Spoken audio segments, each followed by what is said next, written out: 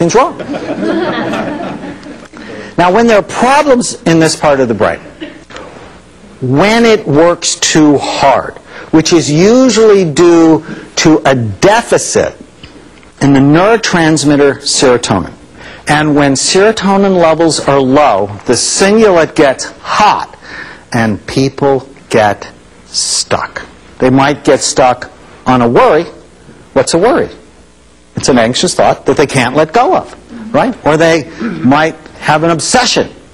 You know, they're driven to do this thing that they can't let go of. They get stuck on hurts and hold grudges. They get stuck on certain behaviors and may have compulsions or addictions. They get stuck in their own position.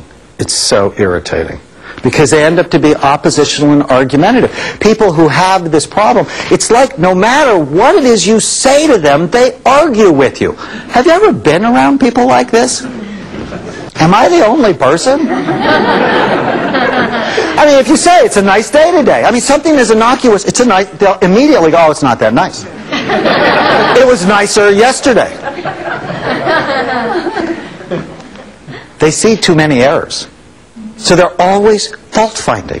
They're always noticing what's not right. They tend to be micromanagers at home and at work. And they tend to be rigid and inflexible. And if things don't go their way, they get upset. And on the surface, they appear selfish because it has to be their way. But when you understand it from a neuroscience standpoint, they're really not selfish. What they are is inflexible. There are many ways to help this system. And this is such an interesting system. So the first thing, if you have this problem, and you notice you get a thought in your head more than 3 times, I want you to physically get up and go do something else. The act of distracting yourself helps to get these thoughts out of your head. People who have a high cingulate do better with options. So if you're married to a person like this, never go, okay, we're going to dinner here. Even if here is their very favorite restaurant. Don't do that. It's always better to go, you know, we could go here, or we could go here. What would you like? And if you give them options, they do so much better. Reverse psychology. Now, reverse psychology does not work for everybody, but it really works with these people. So if you're living with a difficult cingulate person, a sneaky strategy that works is to ask them to do the opposite of what you want them to do. It's sort of like living with a 2-year-old.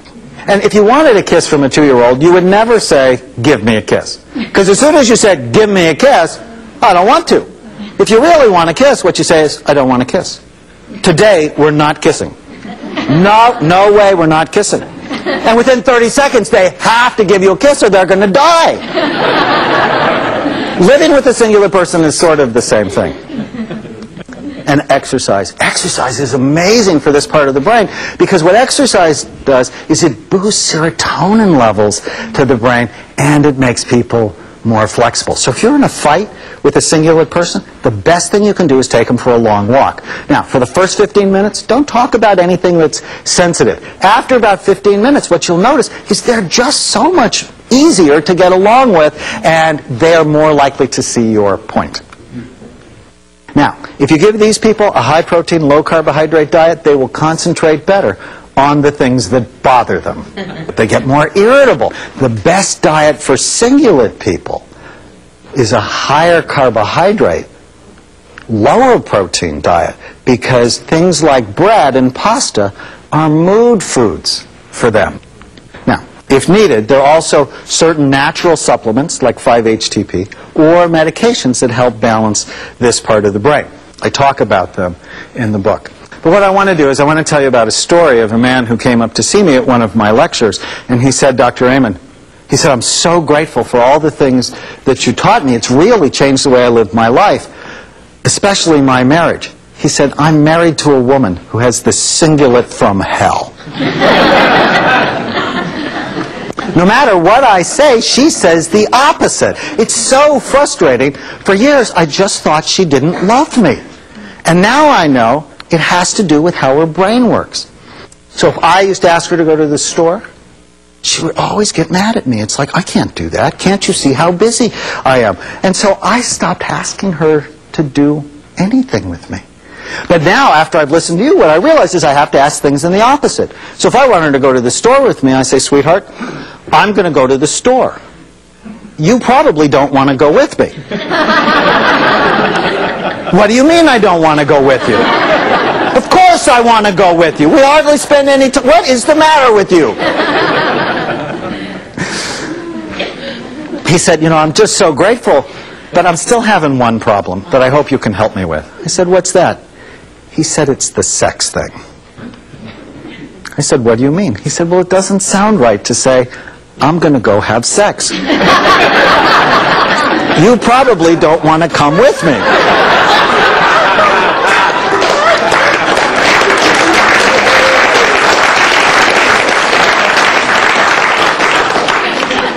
He said, do you have any ideas for me? And I have to tell you, I love that question because it tells us, it shows us how practical brain science can be. And so I said, okay, do this. Take her out for a pasta dinner. Right? Simple carbohydrates boost serotonin levels to the brain. Next, take her for a long walk around the lake where they lived. Exercise boosts serotonin levels to the brain. And then when you bring her home, give her a small piece of dark chocolate. Dark chocolate raises a chemical in our brain called phenylethylamines that increase the alerting response in the brain that something fun is about to happen. Then go in the bathroom and put just a little bit of baby powder behind your ears. Why? Baby powder is the most potent aphrodisiac on the planet for women. What do women think about unconsciously when they smell baby powder? Babies. Freshly diapered, cute little babies, and then they want one. And then when you come out of the bathroom, rub her shoulders and never ask for anything directly. About 3 weeks later in my email box, I got one email with 1,000 thank you phrases. Knowing about your brain helps you bring more love into your life. This is practical. Now, one more system that we're going to talk about deep in your brain is a very interesting part of the brain called the limbic system. It's your emotional brain, and it's critical to human survival because it is our emotions that drive us to love and to work. So our limbic brain's involved in our mood, how happy or sad we are. It sets our emotional tone, how positive or negative we are. It's involved with bonding, our ability to connect to other people. It's also involved in processing pain. Processes your sense of smell and your interest in sex or your libido. Isn't that interesting?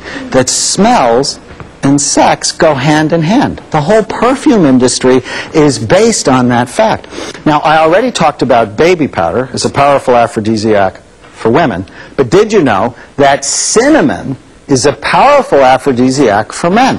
And when I told my mother this, she hit her forehead and she said, "That's why I have 7 children." He would never leave me alone.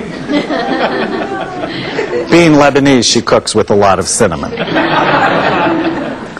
Now, when there are problems in this part of the brain, usually when it works too hard, people become sad and depressed, negative. They often feel hopeless or helpless. They are racked with guilt. They have what I call a high ANT population. Now, what is that? ANT stands for automatic negative thoughts. The thoughts that come into your mind automatically and ruin your day. And what a lot of people don't know is thoughts lie a lot. And one of the ways, if you really want to be well, is you have to learn how to just challenge or correct the negative thoughts that go through your head. You don't have to believe every thought you have. People who have problems in this part of the brain tend to isolate themselves. It's not good. They're less interested